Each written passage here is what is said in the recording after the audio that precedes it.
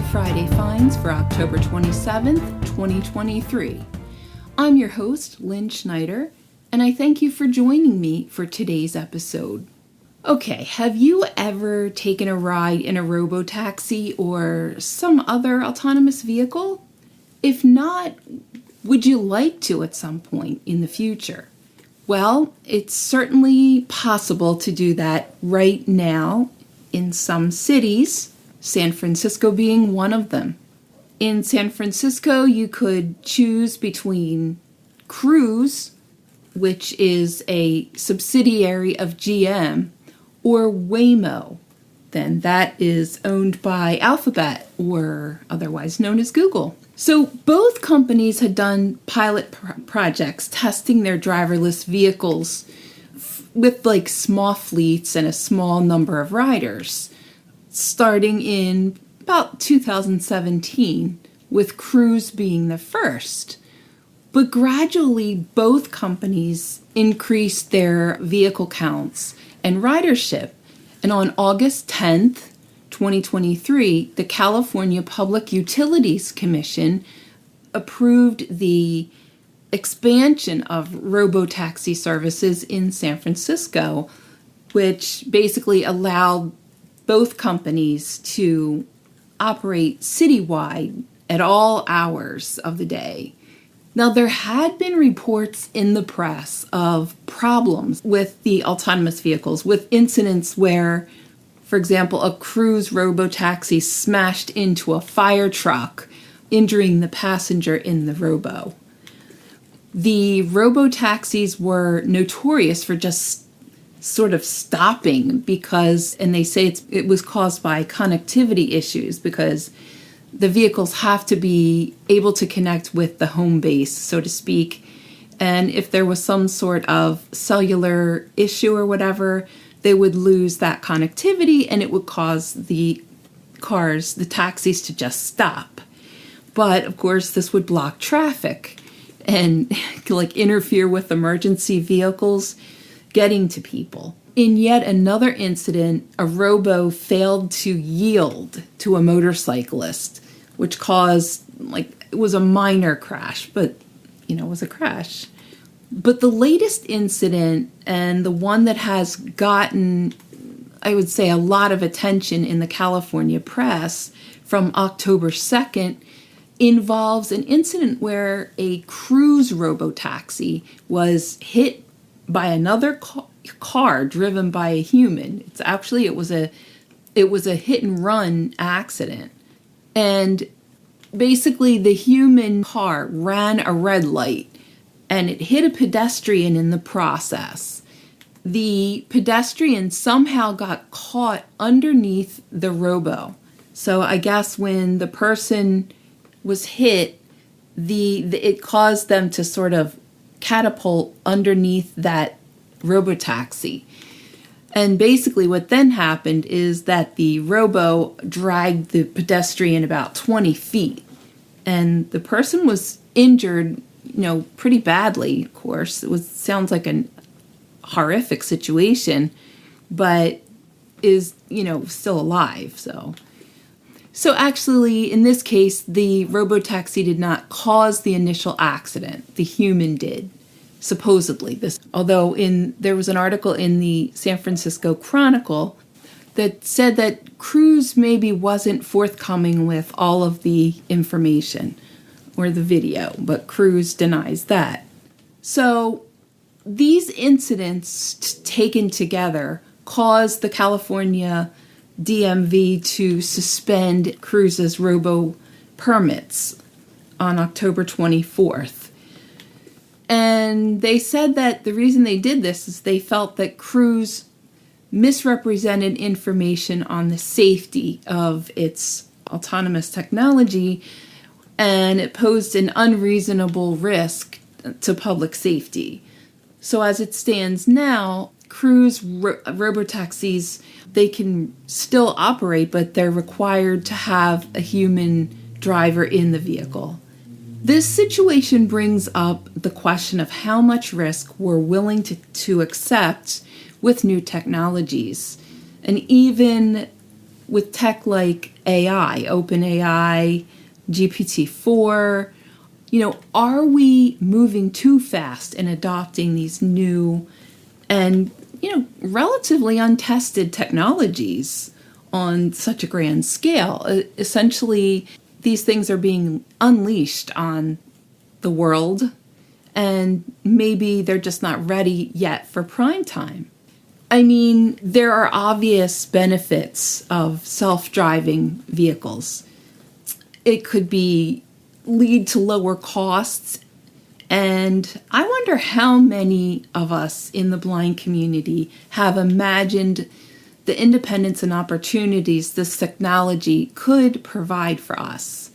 And human drivers are notorious for being asleep at the wheel, intoxicated, distracted, aggressive, or otherwise impaired in some way, resulting in accidents that a driverless vehicle could theoretically help avoid.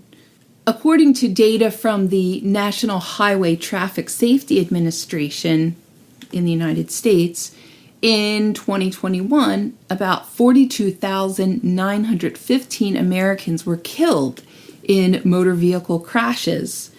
And of course, untold millions, had injuries with often lifelong consequences, right? So obviously humans are not so great at this driving thing either. But of course, software in these robo-taxis could malfunction. There could be bugs in the software, which is, I think, what's happening right now. And vehicles also could be tampered with or hacked in some way. That's another concern that people have. It seems like right now, in the research that I've been doing on this subject, problems are happening partly because of interactions between human drivers and robo-taxis. But this is a young technology, right? And even before California really embraced robo-taxis, police and fire services were warning about the possible, disruptions these robo-taxis could cause. But I still think I'd like to take a ride in one of these driverless vehicles, and I hope to do that at some point in the very near future, actually. Okay, so have you ever heard of Acoustic Touch? Well, this might be coming to a pair of smart glasses or identification or orientation apps for the blind in the near future, according to an article from a publication called Scene Mag.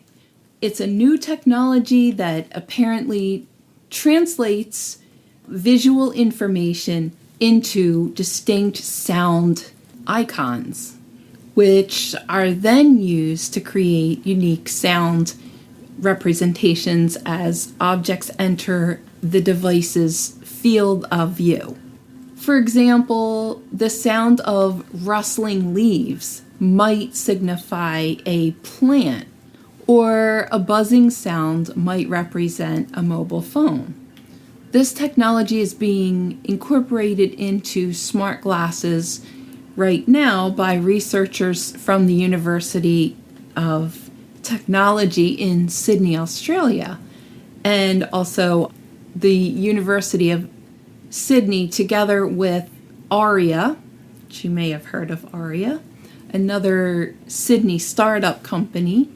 It supposedly improves the ability of users to locate and identify objects in their environment by creating unique sound icons for different items, instead of just using a screen reader to speak descriptions as we do now.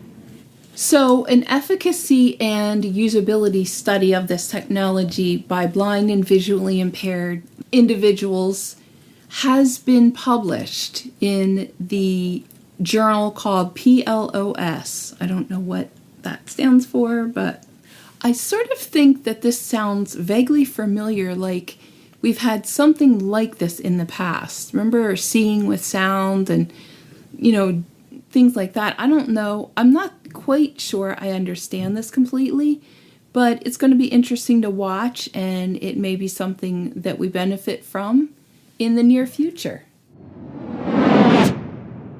Okay, so if you've had the experience of purchasing and setting up a new iPhone, you know how it can be a slow and laborious process, even though Apple has really made this much easier than it used to be. I remember a time when we didn't have over-the-air updates and you had to do everything using iTunes, and yes, wasn't that so much fun? So according to an article from Bloomberg, and I also saw this on MSN.com and a few other places, Apple is testing a new tool that's going to allow stores to update new iPhones while they're still in the sealed box. Amazing. And this could actually shorten the time it takes to set up a new phone and make the process easier for everybody. By skipping that step of having to update the operating system, a person could get right into setting up their apps and, just having fun with their phone instead of messing around with the technicalities. So with that being said, it's time to wrap up this episode. But I would love your feedback, which you can send to feedback@fridayfinds.show. That's feedback@fridayfinds.show. This podcast can also be found on Apple Podcasts and also as a part of the main IACast feed, as we are a proud member of the IACast network. And you can check out the website for this podcast at fridayfinds.show. So, until next week, I wish you a great weekend and a great week ahead. Thanks again for listening, liking, and sharing.